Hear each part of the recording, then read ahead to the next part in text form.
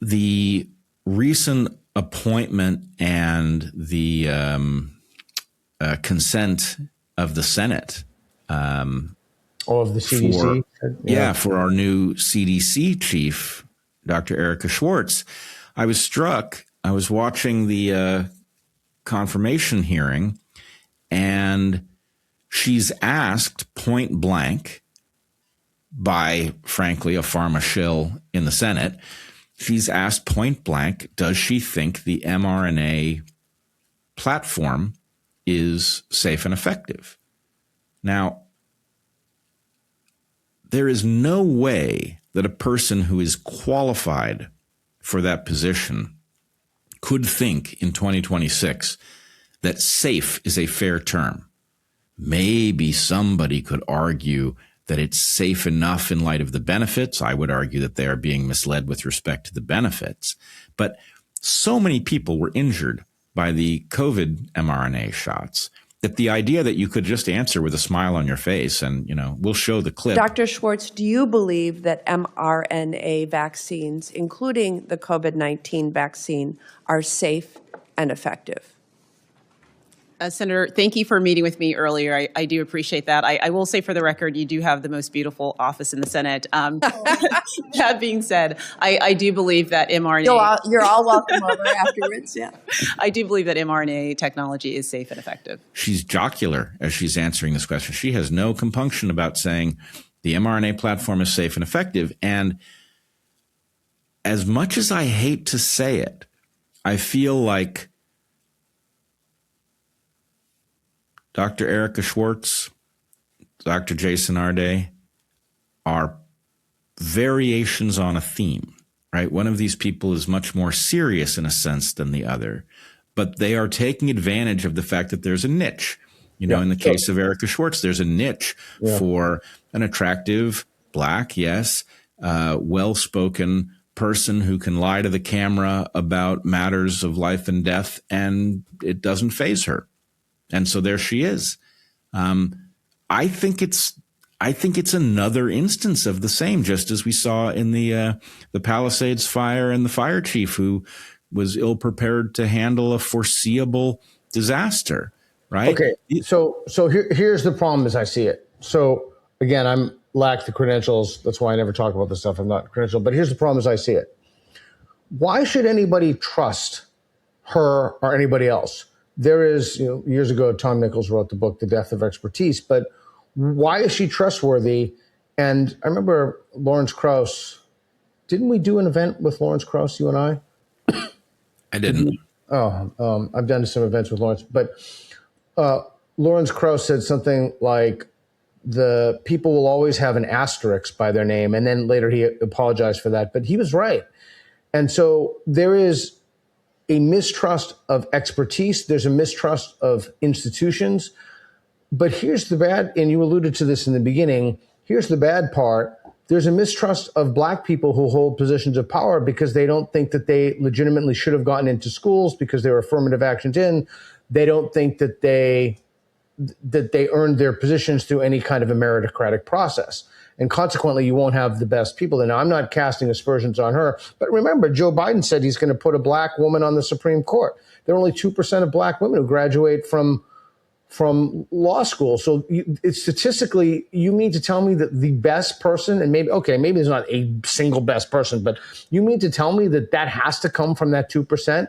So that there's some exogenous variable that's at play to disrupt the meritocracy. And once the meritocracy becomes disrupted, this is Jürgen Habermas's 1973 paper about the legitimation crisis. Once you do that, among the other things that you disrupt, beside trust in institutions, is the functioning of civil society. Because then you have resentment. Nobody trusts the institutions. Nobody trusts expertise. I don't trust expertise. I was hoodwinked by the Biden laptop. 51 of these guys came out and said, this Russian plan. I'm thinking, well, what the hell do I know about national security? I don't have I've never been in the military. I don't know anybody in the CIA. Actually, one buddy. But there's just a wholesale mistrust of the institution. And in aggregate, that is the opposite of human flourishing. That will lead to the immiseration of society. It has to. There's no other possibility.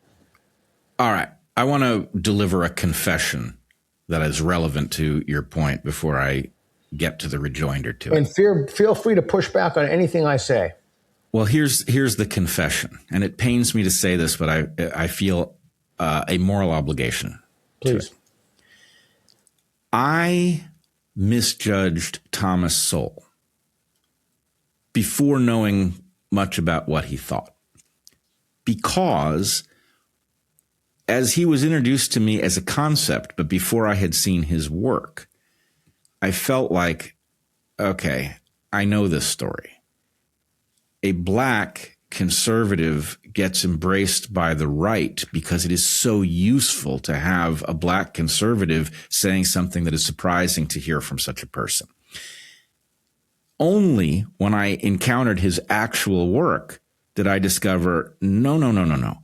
This guy is an intellectual powerhouse. His blackness is completely irrelevant to what he is saying. It may call attention to it, but I think that's all well and good, because from the point of view of the quality of the thinker, he's absolutely top notch.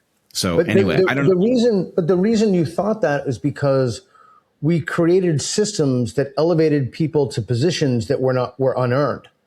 And the difference with being black is you can just look at someone who's black and say, look, he's black. And so I prejudged him. But your prejudging him, I would argue, is less of a moral failing and more of the consequence of, these people love to talk about systems, more of a consequence of the system that enabled people to rise to positions of authority, like Jason Arday, who are simply undeserving of those systems, of that position and the authority that carried with it. And making matters worse, the entire system supported this guy. Like, the corruption is so endemic, it's so ubiquitous that even after it comes out that he's plagiarized hundreds of passages, people still support the guy because he's black. So there's no sin in the secular world, but if there were sin, that would be it. Like, that would be it. Like 20 years ago, it would be over. It doesn't matter if you're midget, Eskimo, it makes no difference what you are. If you obtain your credentials by fraud and intellectually stole, that's the worst thing you could do. So your reaction to Thomas Sowell is a consequence of a position that, frankly, the far left put you in.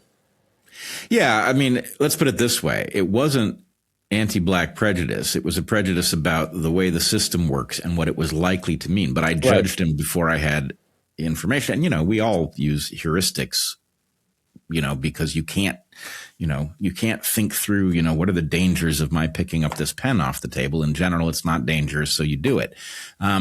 So anyway, it wasn't a moral failing. It was like a due diligence failing, but I feel bad about it.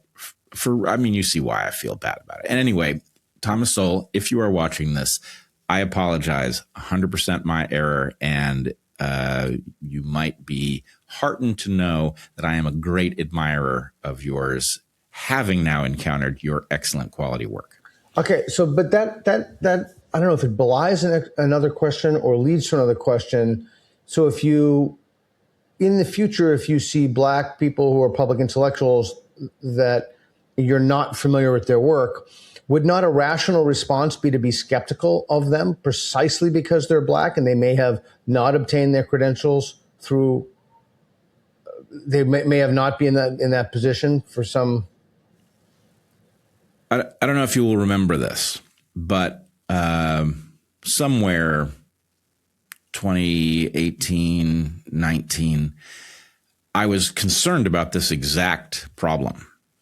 And I was concerned that because you were getting a lot of these DEI hires that basically introduced a lot of non-serious people, blacks in particular, into these upper echelons, that people were going to lose track of the fact that we actually had a very deep bench of black intellectuals. And I held on DarkHorse what I called the Black Intellectual Roundtable. I think it was 8 leading black intellectuals, and we had a very good conversation. And I will tell you, of all of the episodes I've done, it's one of the few that people specifically, when they introduce themselves to me, they will say that episode had an important meaning to them. So anyway, I'm very proud to have done it. But the point was, yes, I was concerned, having been in this position myself, I was concerned that other people were going to start using a dumb heuristic, and that basically just seeing a group of black intellectuals talking where I was like the token white guy